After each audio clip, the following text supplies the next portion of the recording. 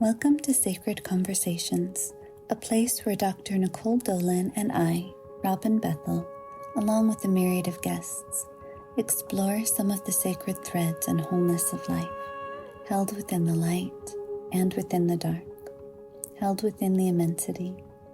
Thank you for being with us.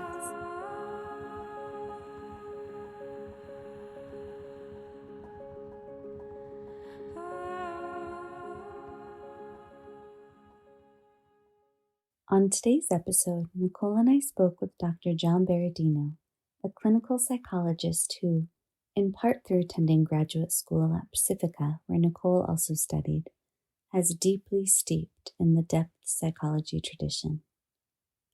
In addition to this work in the world, he's also a creative writer and, beyond that, an artist of his inner world.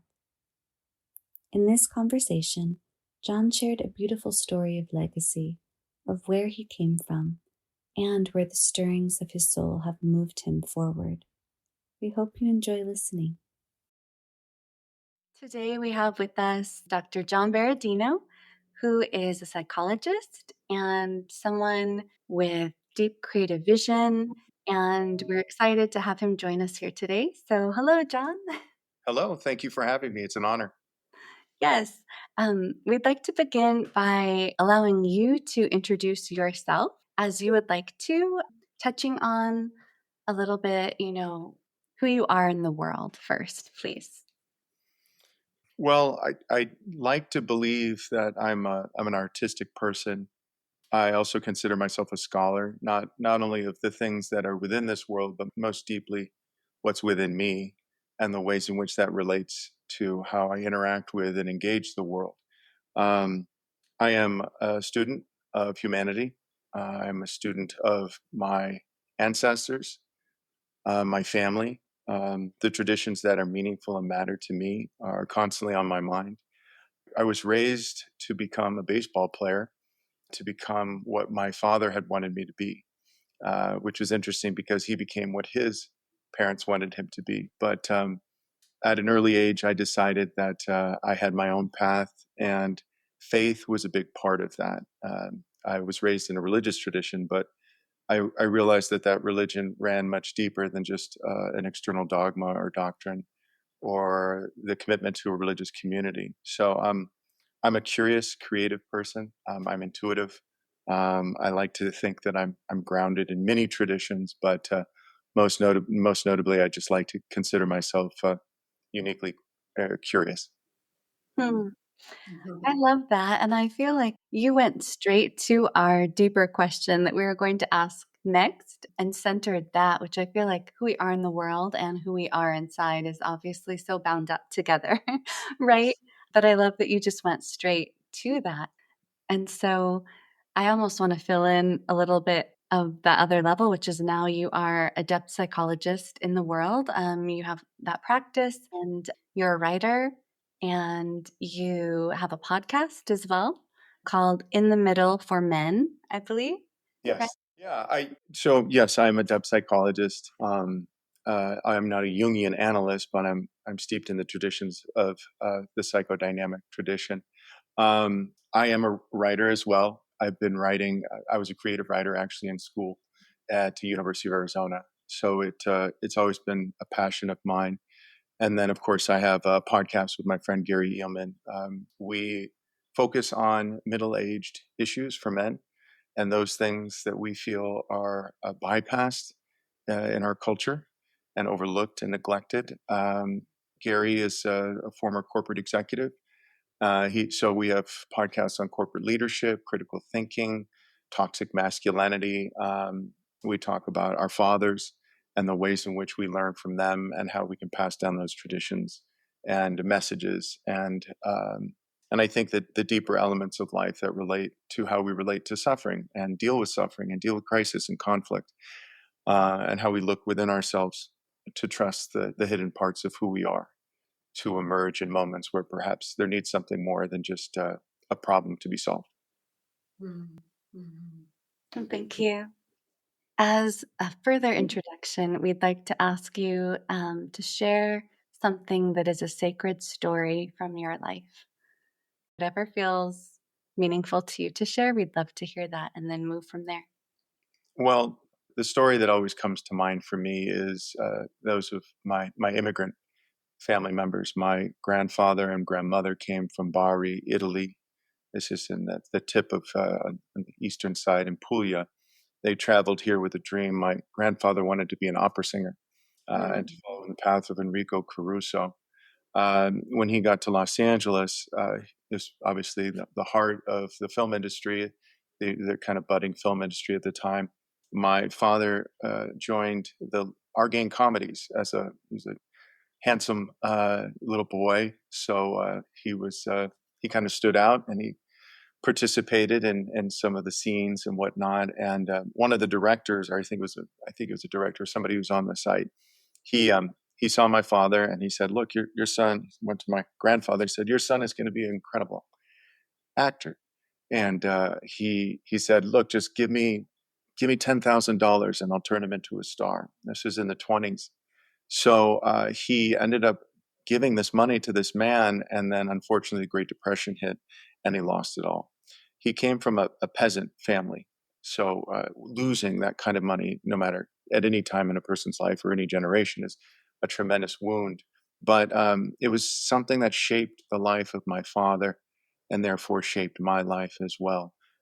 He went on to become an actor and an athlete, both professional and therefore I think his message to me was to not only to ascribe to something that is close to the family and that what is wanted from you, but also maybe to consider that we all have a life path. His path was, I think, defined by some of those early life experiences for him, the wounds that came from my grandfather, and he never became an opera singer, but he did live to see his son go on to become a great actor and athlete. Um, what was interesting for me, though, is as that was passed down to me, I was destined to be a baseball player. I had a scholarship to play collegiate baseball at one of the top 20 schools in the country, and I turned it down. And my father was quite disappointed. But it was a moment in my life where I had to recognize there was a hidden truth. I think something much deeper inside of me that was yearning to be told. And of course, when I quit, he said, "Well, what are you going to do?" And I said, "I didn't know, but I felt that there was some element of faith within me that I could use and utilize." It's interesting. I am a student of history, but also storytelling and the story of the Holy Grail, the Knights of the Table, and King Arthur. When King Arthur had gone ill, he sent the knights out and one of the most important aspects of that journey and that venture that they went on was that they weren't supposed to go where there was already a path trodden. They were supposed to go into the darkest and, I guess to some extent, the least understood areas of the forest or the regions that they had never explored before. And I felt that called to me as well. Mm. So I worked with the homeless since I was very young, and I came from a side of Los Angeles that was privileged, and I had always been curious about what was on the other side. So I'd worked with the homeless for quite some time, and it was a passion of mine to help support, to work with organizations who could find ways to better their lives. I came in with a lot of naive assumptions as to what homeless people would want. What I realized over the period of time that I worked with them was that they didn't necessarily want a place to live. I can't speak for all of them, but a good portion of the ones that I work with, um, they just wanted someone to listen to them. So instead of feeding them, I found my time just listening and Mm. sharing stories, and it was a special time for me just to kind of participate in moments where I could acknowledge the deeper elements of humanity that obviously most other people from a superficial point of view might misunderstand. So I came across the adage: "Give a man a fish, and he'll eat for a day. Teach him how to fish, and he'll eat for a lifetime." So that got me back into maybe pursuing ways in which I could uh, help them through their mental health, and again, a good portion of psychotherapy, in as much as it's considered a science, it is also an art, and understanding really how to listen compassionately. I'm still learning. So, but yeah, that the story of my family and my father and grandfather still very much echo into my awareness today in the ways in which I see the world. If you're familiar with the movie Field of Dreams. I haven't seen it, but I'm familiar with it. Sure. Mhm. Yeah, it's a staple for every man in America. Because there's a scene, it's basically a story, about, a man who goes out. He moves from California to Iowa, and he buys this field, this cornfield, and this is his main, way of earning a living, and he hears this voice in the cornfield, and it says, "If you build it, he will come." Mm. Ring a bell? Yeah. Yes, yes. Okay, I okay. just haven't seen it yet. It was inspirational to me. It's a movie. It's kind of like my generation's, like, our generation's version of It's a Wonderful Life, where it's just a profoundly emotional movie where this man is listening to this deeper part of himself, and it really echoes back to his father. There was a period in his life where he had foreclosed on that relationship, and he'd always felt this longing, this painful longing. So the voice is kind of, and then so what he does is he clears the cornfield and he builds a baseball field, and all these heroes from his father's past come back, Shoeless Joe Jackson, and there's a whole storyline behind that. But anyway, it's a redemptive story, and it's quite powerful for me. And it was really, I watched movies with my father a lot, Mm, so it was one movie where I actually saw him cry.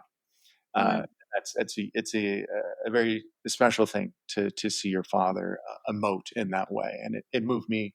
And of course, whether it was the content or whether it was just the overall underlying message of mm, following something that you can't see, has been a profound part of the ways in which I live my life. mm, So yeah, so that this is a very sacred element of my life, and a story that I hold very close to myself.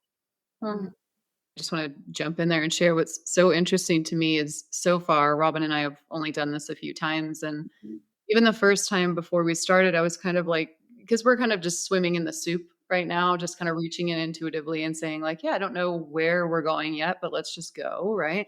And those of us that are steeped in depth psychology are very comfortable with that idea. And I know Robin is as well. So we've been kind of playing in the waters, and a theme that is consistently coming in is this generational process, right? Whether we're talking about generational trauma or generational gifts. And certainly that's something that's in the collective consciousness. It's coming into the collective more and more, whether we see it yet or not. Yes. Yes. So I just want to speak to that. I really appreciate you sharing that story, and also just really noticing that, even our last guest that we were with, does this June does this generational work, and so it's such an important part. I mean, it feels silly to almost even try to express or explain that it's so important that we pay attention to all of our pieces, including our parents and their parents, our ancestors, etc. But I do feel like it's worth speaking to, from a place of really acknowledging that we are becoming more conscious of how important it is where we come from and who we are. mm, Yeah. Yeah, I agree. It's the notion of something beyond ourselves, or even exiled from ourselves. I can understand and relate to the ways in which many of my friends have connections with their past, but they also don't. So from a male point of view, we're we kind of can be positioned in ways where we say it's there, it's present, but kind of descending into that space, and allowing for any type of unfolding of feeling or emotion or even memory can be challenging. So the connections that I have with my friends actually tend to foster the caliber of questioning that I think is needed at a much larger level in our society, not just within the psychotherapeutic space and the alliance that's gained within with a patient. So I'm always excited to talk about it. Mhm. Too much. Uh, I often, I remember Father McCartney would say, "I'd rather see a sermon than hear one." So it's important to live out the message. And so yeah, I do. My mother was Catholic. I was raised Catholic, so I was kind of steeped in that tradition as in a way where I could look up a little bit deeper into the mystical elements of Christianity, which have always moved me as well.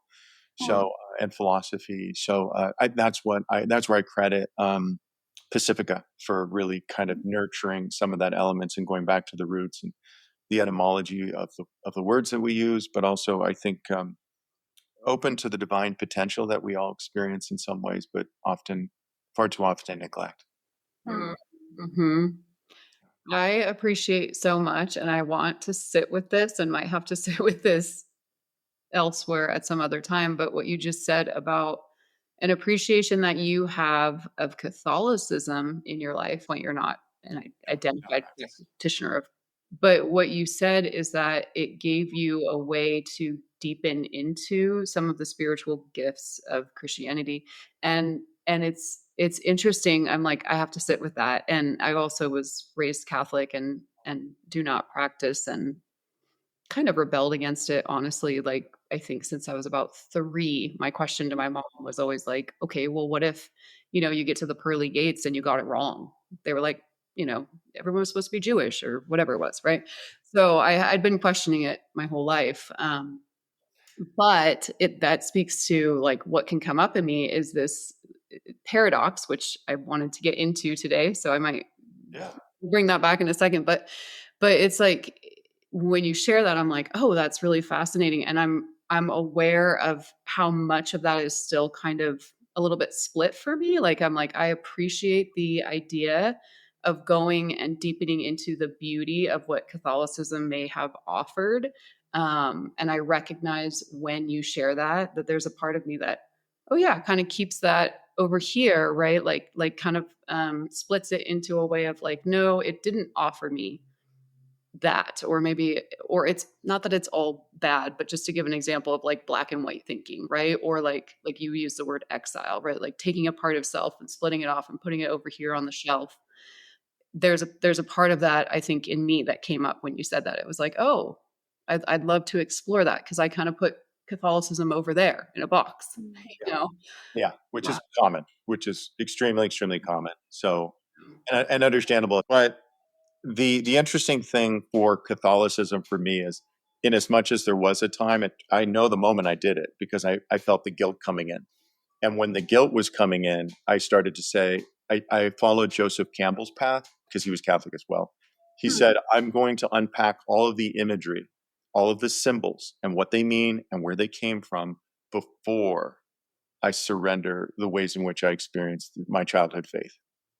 So that was important for me to have that kind of example to say, okay, well, I'm going to delve into that as well and try to unpack the various meanings and the origins of the symbols behind it and the stories, and then delve deeper into the mystical traditions that Carl Jung was obviously highly influenced by. Yeah, which is so important, right? As opposed to us, and you're talking about integration as opposed to taking parts of ourselves and splitting them off and putting them somewhere else. So it's incredibly important. And I think it speaks to a lot of what we need to be doing with the world right now. So I'm going to kind of step back for a moment because I know Robin had some questions that we were coming into, and I think Paradise. Sure. Yeah. But no, I also, one thing that I'm interested to just hear you speak about is these different spiritual strands, because I did listen into part of the one podcast episode, Religion Ruins Everything. And so in that space, obviously religion is so different from spirituality, like absolutely. But so I was curious to see what perspective you held. But I also was raised Catholic. That's funny. All 3 of us were. And one thing, I don't feel that I'm within any religious tradition in any way at all, but I do feel like those roots, and Nicole and I have talked about it, it gives you different iconography in a way, different things like that. But I personally feel all religious traditions have so much potential to be, damaging in ways and so much potential to be beautiful. And, just depends how people move within them and have their own connection to the divine, right? And but I've always felt like, in at least in the Catholic faith, it is a nice emphasis on the mystics. I've always felt that the mystics in all the various traditions have so much more in common with each other than with their own religion. Yes. And so my son once asked me, he's like, "What tradition are we?" And I was like, "Well, we're not any of those. We're like in the tradition of the mystics." And he's like, "This means nothing to me, whatever." But I feel like that personal experience of God, of the divine, is the everything. And before I go on to any other questions, I also kind of want to touch back to when you said that you shifted in path from what your father had wanted of you to go be a baseball player. And I think you said something that you just had such a strong faith. And then later you were talking about, you know, your intuition, or before you were, but I'm just wondering, by that strong faith, do you mean like a faith in the world, like a faith in the unfolding path? Or could you tell us a little bit about that? Yeah, I think I perceive faith as kind of a way of seeing Mm, and a sacred posture of some sorts. mm, Since since my mother did take Catholicism quite seriously, as and therefore I did as a child, I think I was continually looking into it in a way where I could try to extract the deeper underlying message of Jesus. I'm not a follower of Christianity or the institution itself. I'll just be candid with you. Uh, yeah. I I came across individuals who had been molested by priests, Mm, and mhm, it impacted me quite powerfully and empathically. And I could no longer commit to an institution that aided and abetted pedophilia. mm, I read more about it. Of course, I researched it, and more came out in the early 2000s. But the institution I saw where the limitations existed, and I mm, wanted to start to delve deeper into the kind of mystical elements of what Jesus was communicating. And what I understood was, and I took this statement of Jesus quite seriously. He said, "If you put anything before the kingdom, anyone or anything before the kingdom, you're not worthy of the kingdom." Shortly thereafter, he then said, "I didn't come to bring peace. I came to bring a sword, and it's between a son and his father, and a daughter and a mother," alluding to the reality that there's something deeper than those, obviously, the most exquisite and powerful of connections that we have with our family. So at that time, when I was 18, when I quit, I banked a lot on that belief. mm, I did. And I just said, okay, there's got to be something more than mm, whether it's the external representation of the public demonstration of that through participation in the sacraments, or just the overall just kind of whatever identification that I might have had as a Catholic, and saying, okay, am I ready to let go of it? So what I did was I read through the Gospels repeatedly, and the overall message was is let go, and that's what I understood as the underlying message of individuation, which Jung mm, um, mm, was kind of encouraging all of us to do in some ways. So it I also recognize that there's a powerful influence that our parents have on us, and mm, whether it's through our direct interactions with us, or whether it's through generational elements, sometimes traumas. And I knew that I needed to kind of look deeper to where there was something inside of me that needed to speak, as opposed to the unlived life of my parents. mm, So, but yes, so Gary and he was raised Catholic as well. The religion ruins everything. We were just pointing out that institutional elements or demands or requirements or dogmas can lend towards black and white thinking, kind of corrupt our capacity to look deeper into basic overall just underlying empathy and compassion in the ways we can mm, connect with others. And I do think one of Jesus' admonitions was, do not judge. mm, And I try to take that quite seriously, because the ego leans on that. And then, as Jung says in the second half of life, the non-ego needs to strip of those ego demands.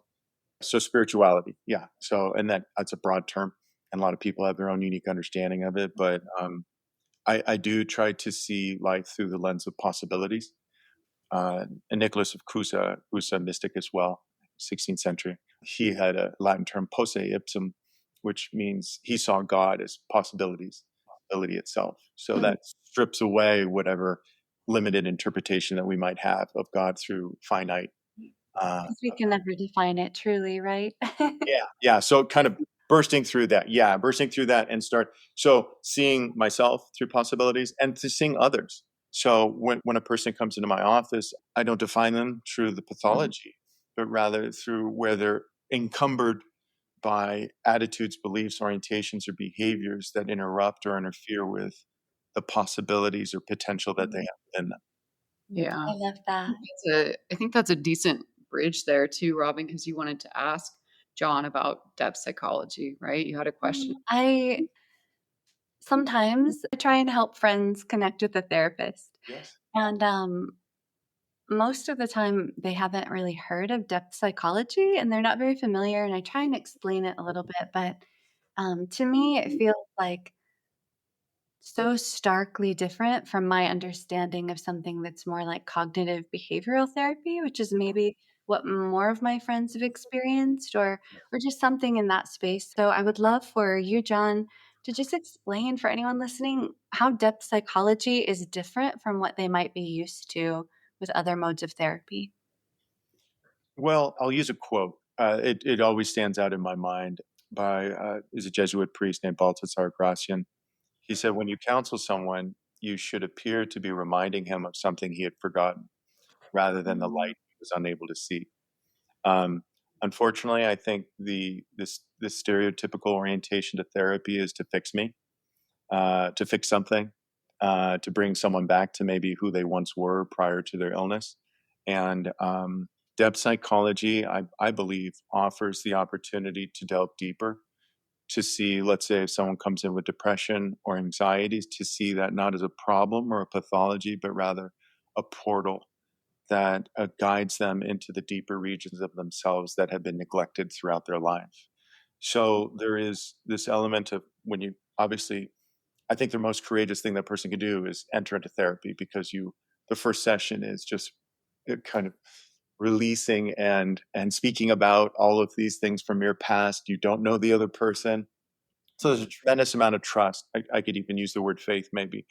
But I think we feel as depth psychologists to honor the courage that it takes in order to engage those painful parts. And again, to see them as portals that can guide them into the deeper reaches of themselves where there's not only maybe pain that they haven't faced that needs to be addressed, but also trusting that there's a hidden seed inside of them that is yearning to unfold and to maybe expose them to their true life purpose. Hmm. Do you want to add anything to that, Nicole? I loved that. Yeah. So I was sharing with Robin a little bit before. I was sharing with her that I had completed my master's degree at Pacifica, and I remember feeling like I don't really know what depth psychology is. I had such a deep appreciation for the Yeah. process. Got up there at graduation and spoke about, trust the process, right? Lean into the unknown, Yeah. go on the hero's journey. Right. And then, but I still didn't know what it was. Like I couldn't describe it. And I think it's a challenging thing to try to describe. Yes. But I remember sitting with Dr. Lionel Corbett, at the end of my PhD program. And I was sitting with him at lunch and I looked at him and I said, I think I know what depth psychology is now, right? I almost have a doctorate in it. And he looked at me and I said, I think you're talking about spirituality. Like, I think you're really talking about spirituality. And I think that you just don't call it that, and he gives me that wise old man, beautiful wisdom. You're onto something, grasshopper look. And so for me, depth psychology, I've taken it in a lot of directions. I think that in the beginning, I held some of the concepts of it, archetypes and mythology.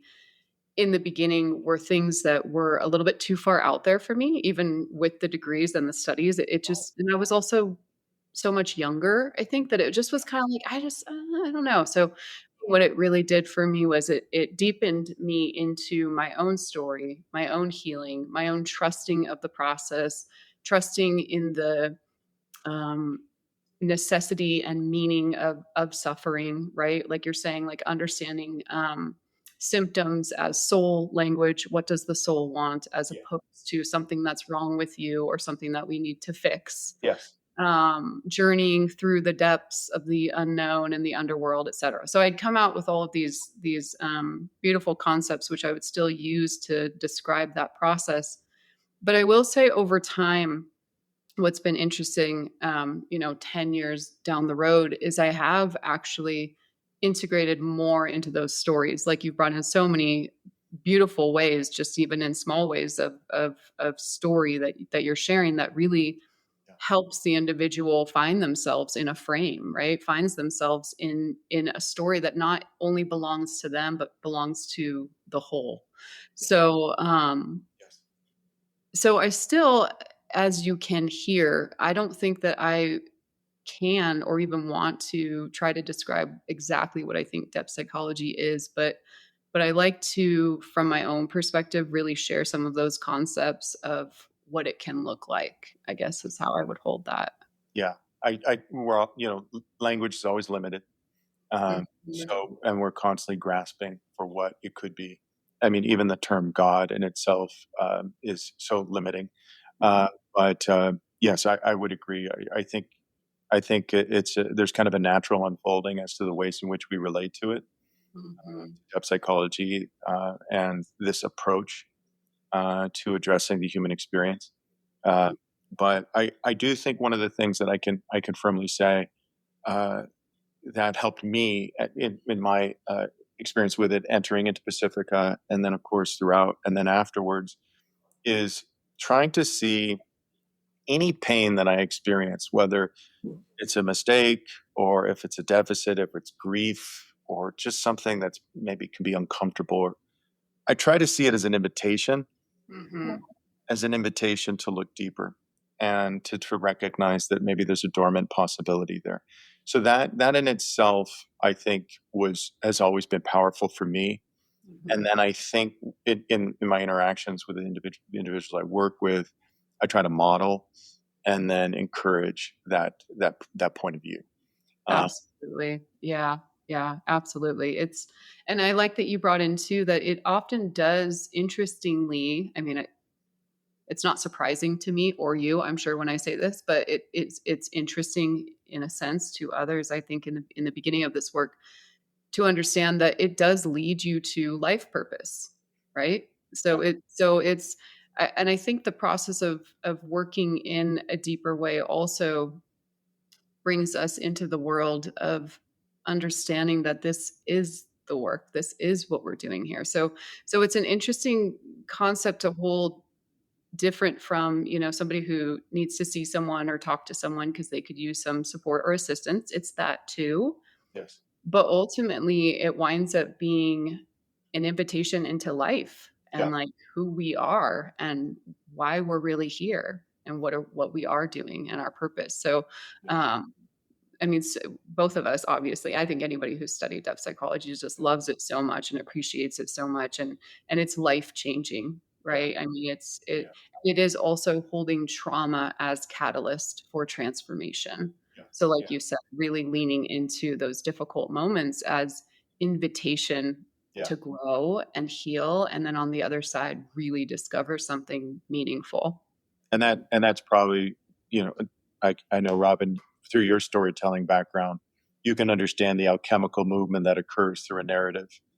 Mhm. That transformation. Whether you're seeing it in a movie and over a 2-hour period, or reading it in a book, there is something really powerful as a human being. I mean, to think we dream in narratives, um, and so we're saying, well, that there's something really, really embedded and instinctual in the human experience that requires storytelling. Mhm. So it was storytelling. I can imagine it, way back in ancient Greece and even before that, and throughout human history, storytelling has shaped the way in which we see ourselves in the world around us, and maybe the deeper parts of ourselves. Would you say depth psychology can help people kind of hold the story of their soul more? Absolutely.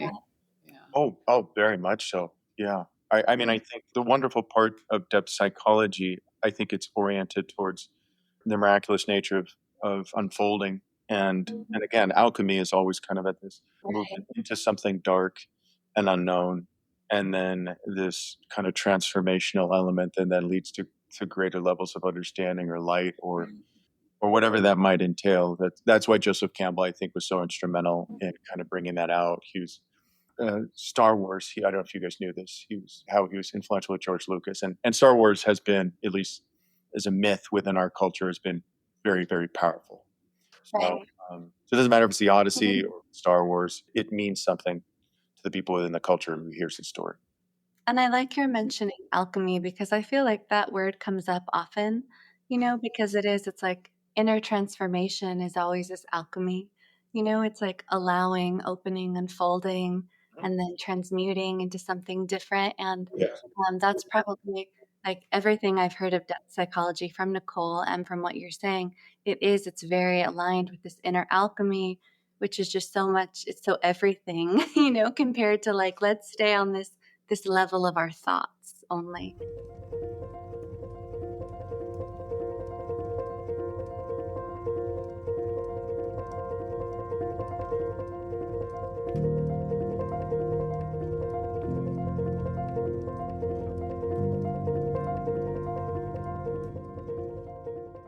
It feels to me, John, like so much of who you are in this inner space as a soul is so completely imbued in your work as a therapist, and then also in this creative output that you have, where you've written a book of essays about mental health, and then you also have written a screenplay about someone struggling with addiction. And I don't know if you want to speak. I mean, and you've also spoken about just that draw to writing and creativity. So I don't know if you want to touch on those projects a little bit, but I just still want to note who you are seems so suffused through all of these pieces that we've been talking about. And it feels just so full. Like I feel the fullness, and I feel that in a powerful way. And I just think that it's really beautiful. I just want to say that. Thank you. I appreciate that. My wife calls me Christmas morning because I tend to be enthusiastic about talking about things and asking questions and Yeah. talking about life. The essays on mental hygiene is just basically a collection going all the way back to when I was at Pepperdine, just putting together like my observations about mental health and the ways in which it's perceived in an academic setting, and then of course in clinical ones. I started working at the VA, and I was working with veterans coming back from Iraq and Afghanistan. So I was trying to get a sense of what they needed, and it really wasn't the kind of the conventional treatments like exposure therapy at the time and cognitive restructuring and things like that. And so I what I noticed was I just wanted to write about what I saw, what I felt, and then of course the ways in which I could be kind of creative with my approaches. Um, the screenplay is called Boots Rafferty. It was a story that my dad created out of his baseball experiences as a major league baseball player. And what he noticed, there was hypersexuality from the men that he was around. And he started writing it, I think, in the 60s, and he never got it sold. He actually, familiar with the movie Bad News Bears? Mm-mm. Okay, that's a story about kids in a little league. Anyway, it was a big hit in the I think late 70s. But he had sold that to Betty Davis, and Betty Davis, the actress, had sold it, and then so on and so forth. But he was a screenplay writer. He loved writing stories. Oh. So yeah, so he was a storyteller as well, and he was probably worse than me with Christmas morning. He's Italian, so he's always using his hands and Uh-huh. big voice. But I took the story. He passed away in 1996, and I said, you know what? I want to try to work on this. And his was a comedy. What I essentially did was I turned it into a character-driven drama. Uh, there are dark elements to it, but obviously transformative ones. And speaking to sex addiction, which is not discussed enough in our society, especially among men, and with the rise of pornography and internet and whatnot. So I essentially I use I use my own personal theories and I apply them to the story itself to kind of unpack the ways in which I believe sexual addiction should be treated. And I use this figure. He happens to be this black man who's in a kind of a Skid Row area of Los Angeles. And the character, Boots Rafferty, who's a Major League Baseball player, he's a mega superstar. He's like on the pinnacle of what you would see in as a celebrity in professional sports. He has a sex scandal. His reputation is completely torn apart. His life is disrupted to the degree where he loses the trust and faith of his family. So he finds counsel in this black man who exposes him to the darker sides of life, but also the deeper elements, of humanity that he has obviously neglected because he's been so consumed with his celebrity lifestyle. But it's a transformational story. It's speaking of alchemy. It's about this going into the depths, descending, and it's an odyssey of some sorts of coming home to himself. And that's one of the things that I like to focus on in my work is this kind of homecoming. If you look at the Odyssey and at Odysseus himself, it's always about coming home, forgetting. He forgets along the way, and he's distracted along the way.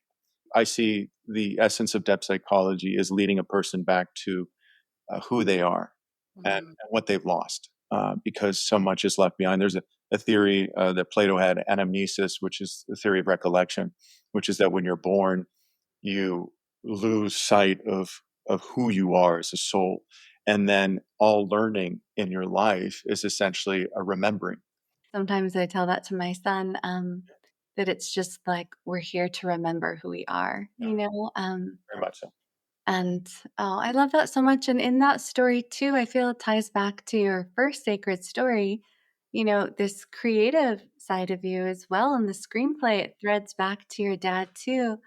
And you're bringing it forward in your own way, right? In a different way that breaks. But I'd like to, lastly, before we go, I'd love to just also ask, since you've touched on this generational question, you're a dad now yourself, right? Yeah. Yes, I am. Okay. So has this, this doesn't even seem like a question. Of course, it's been a meaningful extension. Yes. Yeah. Mm. Yeah. I've been working on the screenplay for 20 years. And the story is also about Boots reconnecting with his children. One of his children, boys, is 5. The other is 12. And so what I do is I use those figures and characters as ways for him to reconnect with the times in his life. He, unfortunately, as was common with many sex addicts, they were exposed to sexual assault and abuse in their childhood. The character in the movie was Boots was sexually assaulted when he was younger, and so it exposes the storyline is you see him through his sons. So what I'm learning is I really couldn't write about these characters, the sons per se, without really knowing what it was like to be a father myself. So my son is almost 6 now, and I've learned so much more about how I see myself, but also how I see the characters unfolding through being a parent and kind of returning to my childhood through seeing my.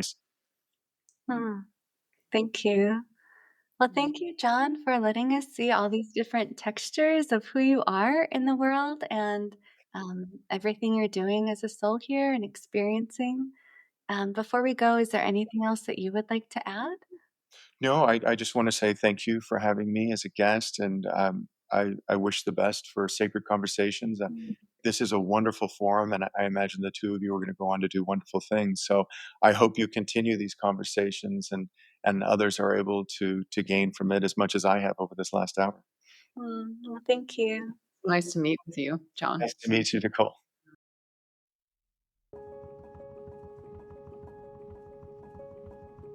Thank you for being with us today.